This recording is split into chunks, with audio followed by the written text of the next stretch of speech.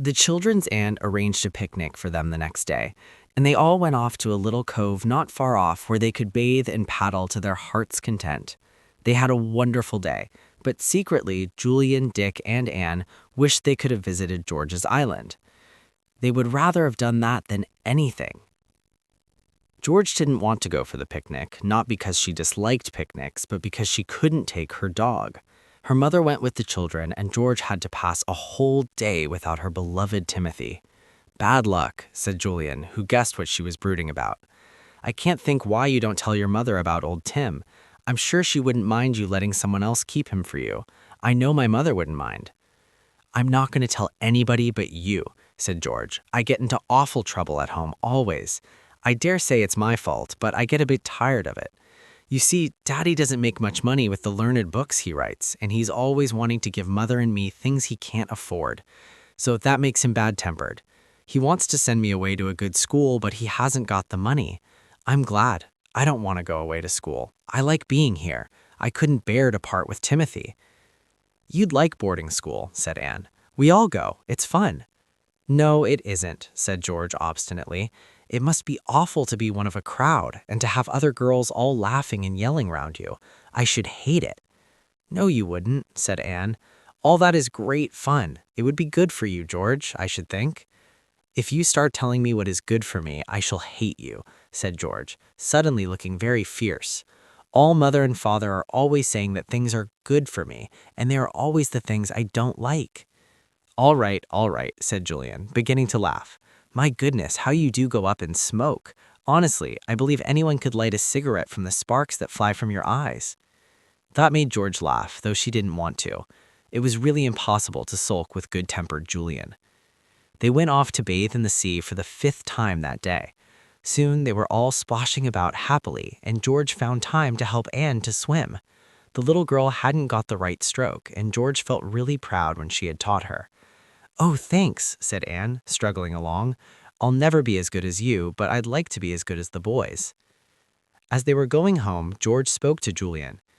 "Could you say that you want to go and buy a stamp or something?" she said.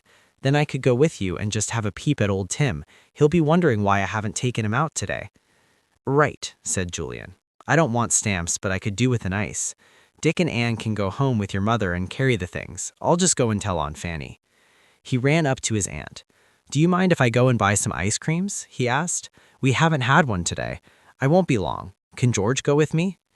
"I don't expect she will want to," said his aunt, "but you can ask her." "George, come with me," yelled Julian, setting off to the little village at a great pace. George gave a sudden grin and ran after him. She soon caught him up and smiled gratefully at him. "Thanks," she said. "You go and get the ice creams, and I'll have a look at Tim." They parted. Julian bought 4 ice creams and turned to go home. He waited about for George, who came running up after a few minutes. Her face was glowing. "He's all right," she said, "and you can't imagine how pleased he was to see me. He nearly jumped over my head. I say, another ice cream for me. You really are a sport, Julian. I'll have to share something quickly with you. What about going to my island tomorrow?" "Golly," said Julian, his eyes shining. "That would be marvelous. Will you really take us tomorrow? Come on, let's tell the others." The 4 children sat in the garden, eating their ices. Julian told them what George had said. They all felt excited. George was pleased. She had always felt quite important before when she had haughtily refused to take any of the other children to see Currant Island, but it felt much nicer somehow to have consented to row her cousins there. "I used to think it was much, much nicer always to do things on my own," she thought as she sucked the last bits of her ice. "But it's going to be fun doing things with Julian and the others." The children were sent to wash themselves and to get tidy before supper. They talked eagerly about the visit to the island next day. Their aunt heard them and smiled. "Well, I really must say I'm pleased that George is going to share something with you," she said. "Would you like to take your dinner there and spend the day? It's hardly worthwhile rowing all the way there and landing unless you are going to spend some hours there." "Oh, Aunt Fanny, it would be marvelous to take our dinner," cried Anne. George looked up. "Are you coming too, Mother?" she asked. "You sound as all if you don't want me to," said her mother in a hurt tone. "No, I shan't come tomorrow, but I'm sure your cousins must think you are a queer girl never to want your mother to go with you." George said nothing. She hardly ever said anything when she was scolded. The other children said nothing too. They knew perfectly well that it wasn't that George didn't want her mother to go, it was just that she wanted Timothy with her. Anyway, I couldn't come, went on Aunt Fanny. I've some gardening to do. You'll be quite safe with George. She can handle a boat like a man. The three children looked eagerly at the weather the next day when they got up. The sun was shining and everything seemed splendid. Isn't it a marvelous day? Said Anne to George as they dressed. I'm so looking forward to going to the island. Well, honestly, I think really we oughtn't to go, said George unexpectedly. But why? Cried Anne in dismay. I think there's going to be a storm or something, said George, looking out to the southwest. But George, why do you say that? Look at the sun and there's hardly a cloud in the sky. The wind is wrong, and can't you see the little white tops to the waves out there by my island? That's always a bad sign. Oh, George, it will be the biggest disappointment of our lives if we don't go today, said Anne, who couldn't bear any disappointment, big or small. And besides, she added, artfully, if we hang about the house, afraid of a storm, we shan't be able to have dear old Tim with us. Yes, that's true, said George. All right, we'll go. But mind, if a storm does come, you're not to be a baby. You're to try and enjoy it and not be frightened. Well, I don't much like storms, began Anne, but stopped when she saw George's scornful look. They went down to breakfast, and George asked her mother if they could take their dinner, as they had planned. Yes, said her mother. You and Anne can help to make the sandwiches. You boys can go into the garden and pick some ripe plums to take with you. Julian, you can go down to the village when you've done that and buy some bottles of lemonade or ginger beer, whichever you like. Ginger pop for me, thanks, said Julian, and everyone else said the same. They all felt very happy. It would be marvelous to visit the queer little island. George felt happy because she would be with Tim all day. They set off at last, the food in 2 kit bags. The first thing they did was to fetch Tim. He was tied up in the Fisher boy's backyard. The boy himself was there and grinned at George. Morning, Master George, he said. It seemed so queer to the other children to hear Georgina called Master George. Tim's been barking his head off for you. I guess he knew you were coming for him today. Of course he did, said George, untying him. He at once went completely mad and tore round and round the children, his tail down and his ears flat. He'd win any race if only he was a greyhound, said Julian admiringly.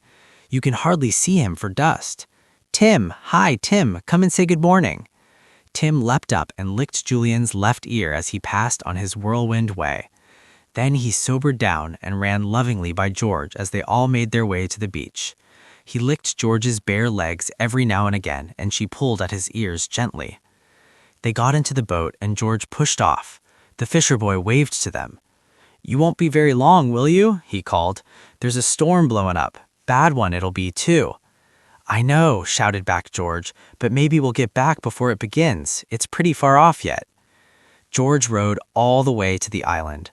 Tim stood at each end of the boat in turn, barking when the waves reared up at him. The children watched the island coming closer and closer. It looked even more exciting than it had the other day. George, where are you going to land? Asked Julian. I simply can't imagine how you know your way in and out of these awful rocks. I'm afraid every moment we'll bump into them. I'm going to land at the little cove I told you about the other day. It's only the one way to it, but I know it very well. It's hidden away on the east side of the island. The girl cleverly worked her way in and out of the rocks, and suddenly, as it rounded a low wall of sharp rocks, the children saw the cove she had spoken of. It was like a natural little harbor and was a smooth inlet of water running up to a stretch of sand sheltered between high rocks. The boat slid into the inlet and at once stopped rocking, for here the water was like glass and had hardly a wrinkle. I say, this is fine, said Julian, his eyes shining with delight. George looked at him and her eyes shone too, as bright as the sea itself. It was the first time she had ever taken anyone to her precious island, and she was enjoying it. They landed on the smooth yellow sand. We're really on the island, said Anne, and she capered about, Tim joining her and looking as mad as she did. The others laughed. George pulled the boat high up on the sand. Why so far up? Said Julian, helping her. The tide's almost in, isn't it? Surely it won't come as high as this. I told you I thought a storm was coming, said George. If one does, the waves simply tear up this inlet, and we don't want to lose our boat, do we? Let's explore the island! Let's explore the island! Yelled Anne, who was now at the top of the little natural harbor, climbing up the rocks there. Oh, do come on! They all followed her. It really was a most exciting place. Rabbits were everywhere. They scuttled about as the children appeared, but did not go into their holes. Aren't they awfully tame? Said Julian in surprise. Well, nobody ever comes here but me, said George, and I don't frighten them. Tim, if you go after the rabbits, I'll spank you. Tim turned big, sorrowful eyes onto George. He and George agreed about every single thing except rabbits. To Tim, rabbits were made for one thing, to chase. He never could understand why George wouldn't let him do this, but he held himself in and walked solemnly by the children, his eyes watching the lolloping rabbits longingly. I believe they would almost eat out of my hand, said Julian, but George shook her head. No, I've tried that with them, she said. They won't. Look at those baby ones. Aren't they lovely? Woof, said Tim, agreeing, and he took a few steps towards them. George made a warning noise in her throat, and Tim walked back, his tail down. There's the castle, said Julian. Shall we explore that now? I do want to. Yes, we will, said George. Look, that is where the entrance used to be, through that big broken archway. The children gazed at the enormous old archway, now half broken down. Behind it were ruined stone steps leading towards the center of the castle. It had strong walls all around it, with 2 towers, said George. One tower is almost gone, as you can see, but the other is not so bad. The jackdaws build in that every year. They've almost filled it up with their sticks. As they came near to the better tower of the 2, the jackdaws circled round them with loud cries of chock, chock, chock. Tim leapt into the air as if he thought he could get them, but they only called mockingly to him. This is the center of the castle, said George, as they entered through a ruined doorway into what looked like a great yard whose stone floor was now overgrown with grass and other weeds. Here is where the people used to live. You can see where the rooms were. Look, there's one almost whole there. Go through that little door and you'll see it. They trooped through a doorway and found themselves in a dark, stone-walled, stone-roofed room with a space at one end where a fireplace must have been. 2 slit-like windows lighted the room. It felt very queer and mysterious. What a pity it's all broken down, said Julian, wandering out again. That room seems to be the only one quite whole. There are some others here, but all of them seem to have either no roof or one or other of the walls gone. That room is the only livable one. Was there an upstairs to the castle, George? Of course, said George, but the steps that led up are gone. Look, you can see part of an upstairs room there by the jackdaw tower. You can't get up to it, though, because I've tried. I nearly broke my neck trying to get up. The stones crumble away so. Were there any dungeons? Asked Dick. I don't know, said George. I expect so, but nobody could find them now. Everywhere is so overgrown. It was indeed overgrown. Big blackberry bushes grew here and there, and a few gorse bushes forced their way into gaps and corners. The coarse green grass sprang everywhere, and pink thrift grew its cushions in holes and crannies. Well, I think it's a perfectly lovely place, said Anne. Perfectly and absolutely lovely. Do you really? Said George, pleased. I'm so glad. Look, we're right on the other side of the island now, facing the sea. Do you see those rocks with those queer big birds sitting there? The children looked. They saw some rocks sticking up with great black shining birds sitting on them in queer positions. They are cormorants, said George. They've caught plenty of fish for their dinner, and they're sitting there digesting it. Hello, they're all flying away. I wonder why. She soon knew, for from the southwest there suddenly came an ominous rumble. Thunder, said George. That's the storm. It's coming sooner than I thought.